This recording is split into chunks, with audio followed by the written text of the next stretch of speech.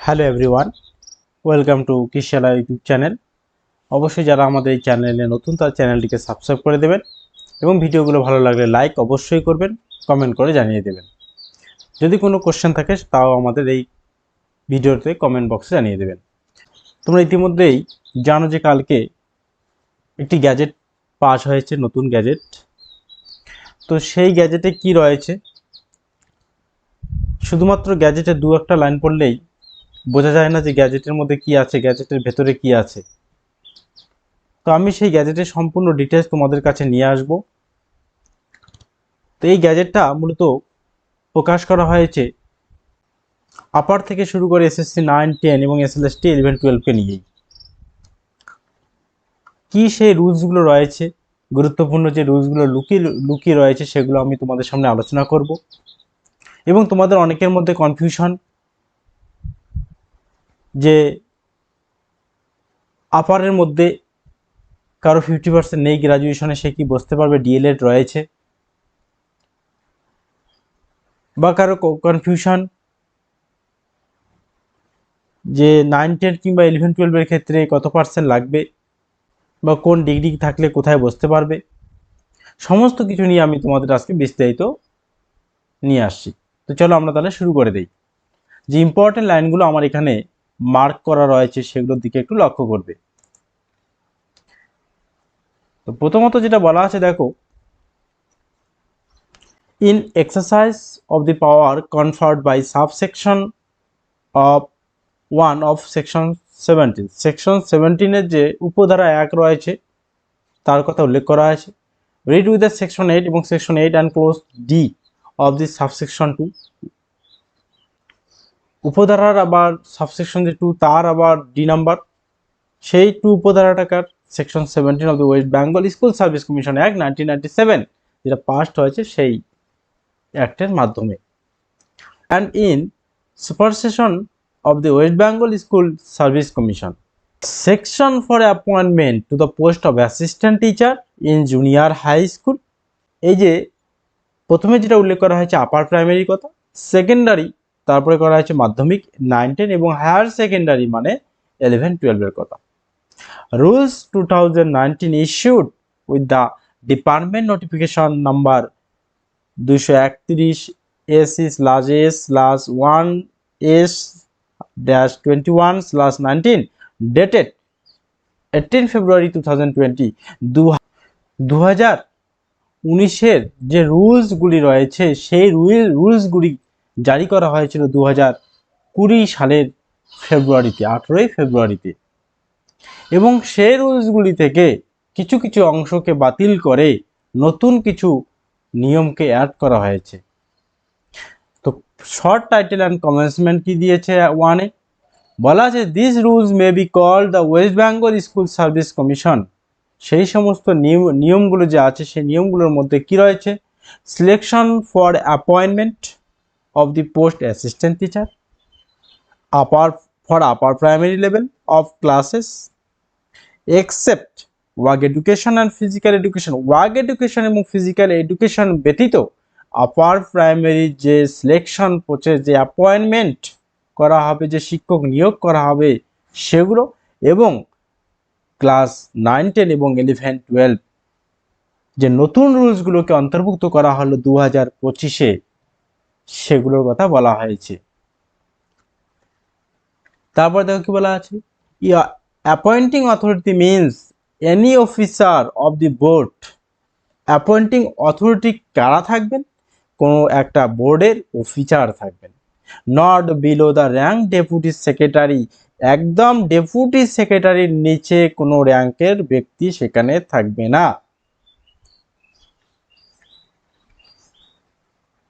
তারপরে কি বলছে আবার, category in relation to vacancy reported means, category wise যখন কোনো ভ্যাকান্সিকে রিপোর্ট করা হবে তার মানে, and include its subjects group wise, medium of instruction wise, gender wise, reservation wise, category of vacancy reported।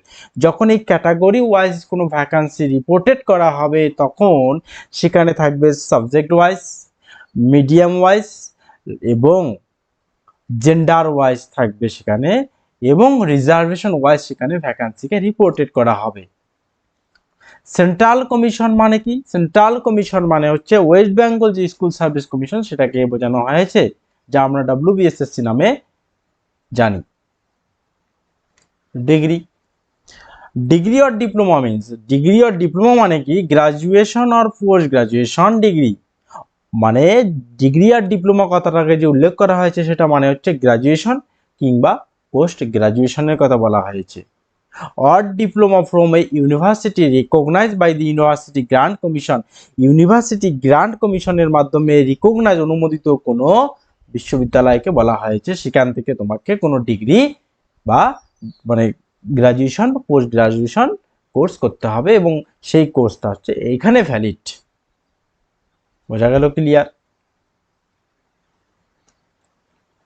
তারপরে দেখো interview list in respect of the SLST state level selection test means, এই যে interview যে মানে list যে প্রকাশ করা হবে, যে SLST যে প্রকাশ করবে, means in case of vacancies in the post of assistant teacher a list of candidate prepared by central commission, এই যে লিস্টটা তৈরি করবে সেন্ট্রাল কমিশন এই অ্যাসিস্ট্যান্ট টিচারের, to be called on merit for oral interview, to be called on merit for oral interview and lecture demonstration category wise on the basis of preliminary merit score.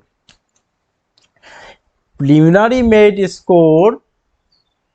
score from written test and or TET for upper primary and academic score in the ratio of 1.6:1 of final vacancy। মানে এই যে merit list ইন্টারভিউর জন্য প্রকাশ করা হবে সেই লিস্টে থাকবে একটা পোস্টের জন্য 1.6 কে ডাকা হবে, কিসের ভিত্তিতে? প্রিলিমিনারি মেরিট স্কোরের ভিত্তিতে তাকে ডাকা হবে।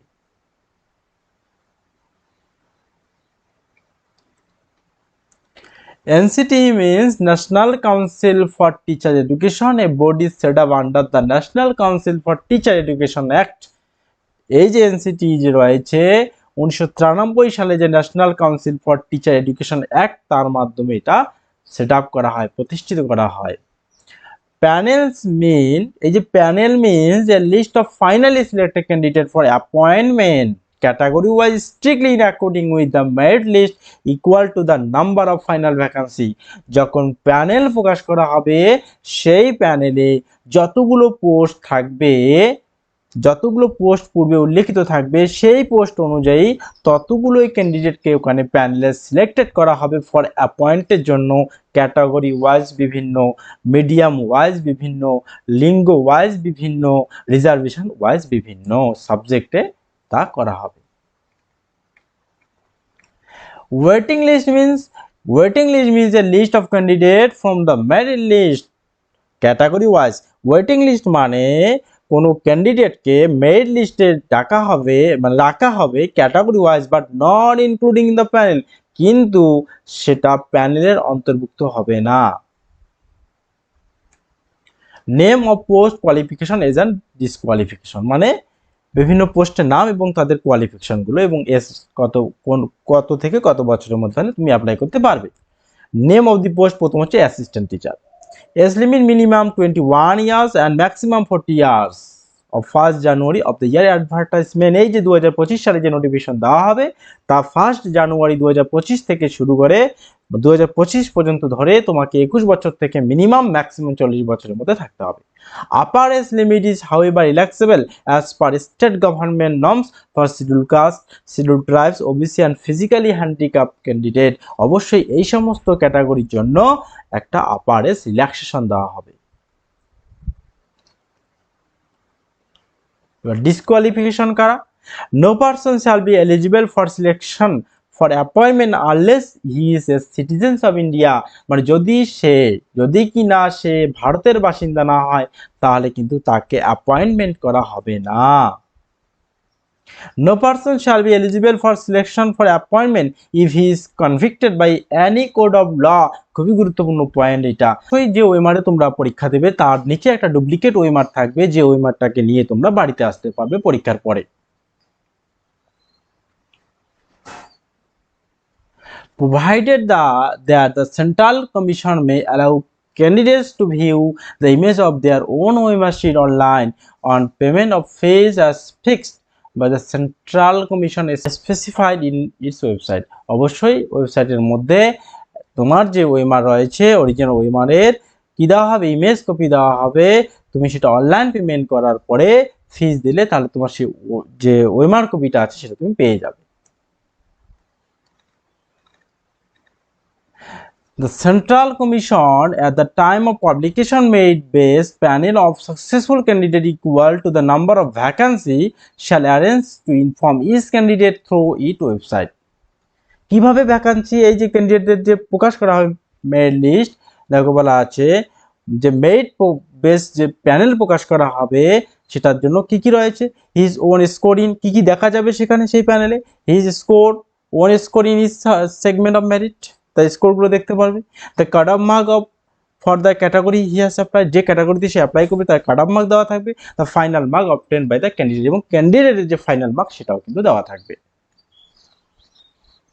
Provided that if more than one candidate obtain the same aggregate total marks, মানে যদি একই ক্যান্ডিডেটের অনেকগুলো ক্যান্ডিডেট একই মার্কস থাকে, the merit position of the candidate shall be determined according to the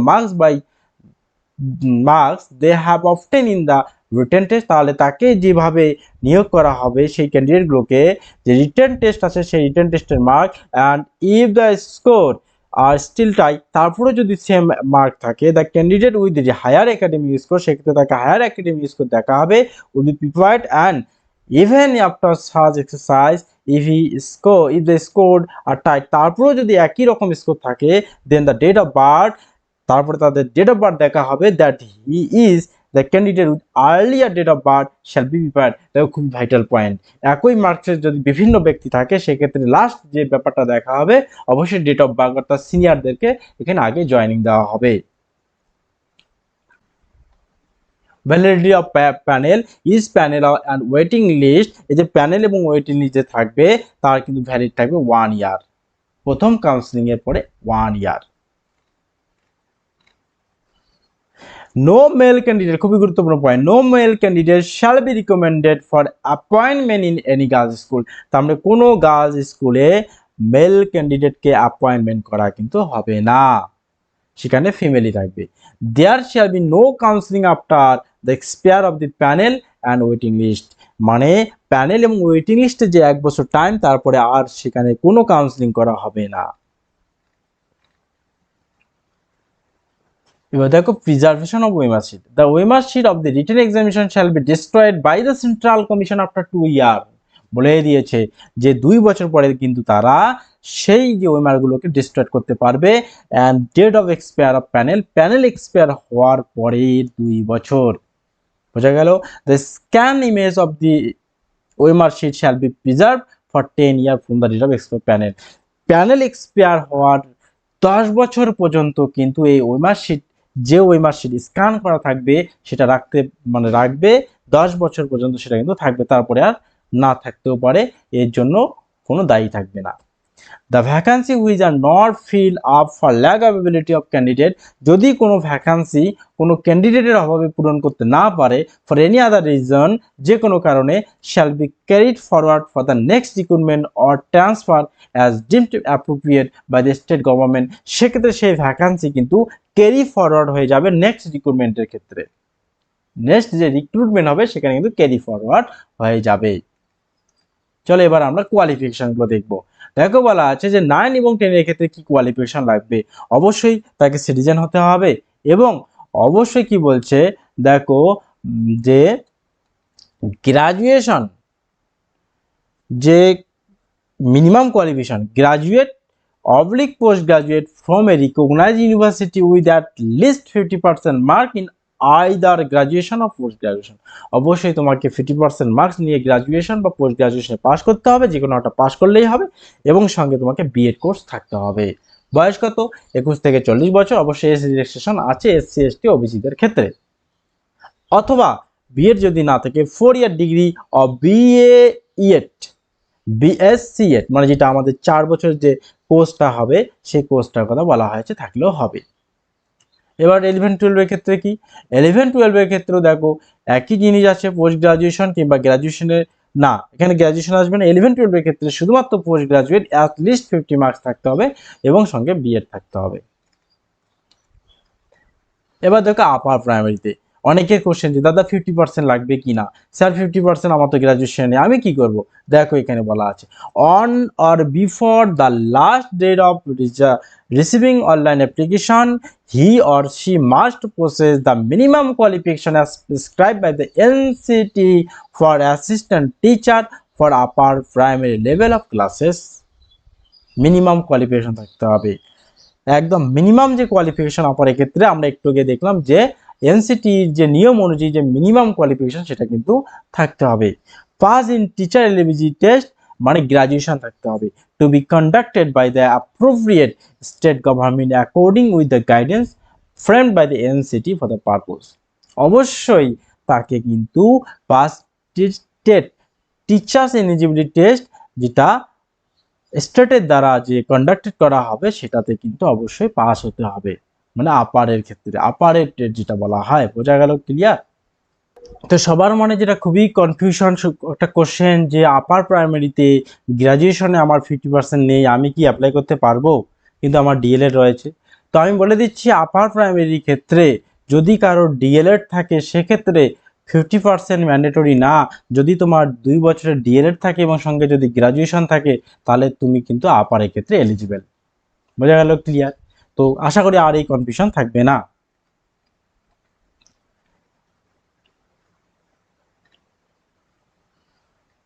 তারপরে এবার গ্র্যাজুয়েশন মানে কি? দেখো এ candidate applying for a subject, মানে যে বিষয়ে অ্যাপ্লাই করতে পারবে must have pass at least the graduation level examination within a minimum of 304 marks in the relevant of concern subject. মানে মিনিমাম তোমার 300 নম্বরের ওই সাবজেক্টে পরীক্ষা থাকতে হবে, 300 নম্বর, মিনিমাম 300 নম্বর থাকতে হবে, ফুল মার্কস ওই সাবজেক্টে থাকতে হবে। 11-12 এবার 9-10 দেখো কি রয়েছে। 9-10 হচ্ছে যে সিলেকশন, এবার আমি প্রসেসটা জানিয়ে দিচ্ছি। রিটেন এক্সামিনেশন হবে 60 মার্কের ওএমআর। একাডেমিক্স কী কী থাকবে? গ্র্যাজুয়েশন যদি এডুকেশন কোয়ালিফিকেশনে 10 মার্ক, সেটা কার? 60% যদি তোমার থাকে গ্র্যাজুয়েশনে বা তার উপর হলে 10-এ 10 পাবা।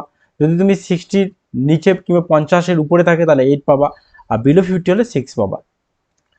এবার টিচিংয়ের ক্ষেত্রে কত থাকবে? টিচিং এক্সপিরিয়েন্সে 10 মার্কস থাকবে। ওরাল ইন্টারভিউ কত থাকবে? দেখো ওরাল ইন্টারভিউ বলা আছে 10 মার্কসের থাকবে। এবার ডেমনস্ট্রেশনে কত? 10 মার্কের থাকবে, 10 মার্কস থাকবে এখানে। এবার দেখো 11-12 ক্ষেত্রে কি 60 থাকবে, রিটেন এক্সামিনেশন কোয়ালিফিকেশন 10 সেম। দেখো আমরা যে তোমার মার্কসগুলো দেখলাম ডিস্ট্রিবিউশন সেগুলোই সেম রয়েছে 11-12 ক্ষেত্রেও। আপার প্রাইমারিতে কি থাকবে? একটু আলাদা হবে। একাডেমিক স্কোর থাকবে 10 থাকবে একাডেমিকে। একাডেমিক বলতে দেখো এখানে আপারের ক্ষেত্রে কিন্তু আমার 10 এবং 12কে দেওয়া হলো না, 10 এবং 12 কিন্তু কোনো ভ্যালু রাখা হলো না, গ্রাজুয়েশনের উপর ডিপেন্ড করলো। মানে তোমার গ্র্যাজুয়েশনের 60% যদি তার অ্যাবভ থাকে তাহলে 10 পাবে, বিলো যদি থাকে তাহলে তুমি 8 পাবে, এবং বিলো 50 থাকলে তুমি 6 পাবে। টেট ওয়েটেজ থাকবে 40 মার্কস। যে টেট যে হবে 150, এই জায়গাটা অনেকেই বুঝতে পারে না এখনো যে 40 মার্কটা কি। 150-র মধ্যে মনে করো তুমি 90 পেলে, তো 150-র মধ্যে 90 মানে তুমি কত? 60% পেলে না। এই যে 60% পেলে, এই 60%-এ 40 কত হয়? 4-6 40% কত হবে? দেখো 40% হয়ে গেলে 24, তার মানে তুমি টেটে 24 পাবে আউট অফ 40 মার্কস। মানে যদি কেউ 150-তে 150 পায় তাহলে সে পাবে 40 পাবে। বোঝা গেল? যদি কেউ 150-তে 150 পায় তাহলে সে কত পাবে? অবশ্যই সে 40 পাবে। এইটা নিয়ে অনেকেরই কনফিউশন যে রিটেন এক্সামিনেশন ওএমআর বেস দেওয়া আছে 25। রিটেন এক্সামিনেশন মানে ওখানে একটা আবার এক্সাম হবে, সেটা ওএমআর বেসই হবে। এই ব্যাপারটা এখনো ক্লিয়ার নেই, যখন আপার নোটিফিকেশন আসবে তখন এটা ক্লিয়ার হবে যে এই যে 25 মার্কটা রয়েছে যে ওএমআর বেস হবে সেটা কিসের ভিত্তিতে হবে, কোন এক্সাম, এবং সেখানে সিলেবাসটা কি থাকবে সেটা কিন্তু এখনো কেউ বলতে পারবে না। ক্লিয়ার? যে মানে যেখানেই যে যাই বলুক না কেন, এটা কেউ ক্লিয়ার না এখনো, যতক্ষণ না পর্যন্ত কোনো নোটিফিকেশন আসবে আপনাদের যে এই যে 25 মার্কসটা কিসে থাকবে, কিন্তু সেটা ওএমআরে হবে। হতে পারে এটা এমনও করতে বললো যে সবার জন্য একটা 25 মার্কের জেনারেল স্টাডি দিয়ে করতেই পারে, বা সাবজেক্টও হতে পারে, যার যে সাবজেক্ট সেই সাবজেক্টেও হতে পারে ওএমআর বেসড এমসিকিউ দিয়ে। বোঝা গেল? ওরাল থাকবে 15 মার্কস, এবং যে ডেমনস্ট্রেশন থাকবে 5 মার্কস, টিচিং এক্সপিরিয়েন্স থাকবে 5 মার্কস। তো টিচিং এক্সপিরিয়েন্সটা কোথাকার লাগবে? দেখো, upper primary level in government আর গভর্নমেন্ট এইডেড আর গভর্নমেন্ট স্পন্সর স্কুল, যে কোনো গভর্নমেন্ট হতে পারে, গভর্নমেন্ট স্পন্সর স্কুলগুলো হতে পারে। সেখানে আমাদের যদি এক্সপিরিয়েন্স থাকে কারো, সেক্ষেত্রে 5 মার্কস পাবে। প্রত্যেকটা মানে year base calculated on the basis of 1 mark for each year, মানে 1 বছর থাকলে 1 মার্ক, 1 মার্ক 2 বছরে 2 মার্কস, এভাবে তোমার এক্সপিরিয়েন্সের উপর ডিপেন্ড করবে। দেখো, এটাই ছিল আমাদের যে গ্যাজেটের যে গুরুত্বপূর্ণ যে বিষয়গুলো আমি তোমাদের সামনে নিয়ে আসলাম। এবার যদি অবশ্যই ভালো লাগে তাহলে আমার এই চ্যানেলটিকে একটা লাইক অবশ্যই আশা করতেই পারি, তাই একটা লাইক দিয়ে দেবেন। আর অবশ্যই কমেন্ট করে জানিয়ে দেবেন যদি কোনো কোশ্চেন থাকে, এবং অবশ্যই আমার এই চ্যানেলটাকে যদি নতুন হন তাহলে সাবস্ক্রাইব করে দেবেন।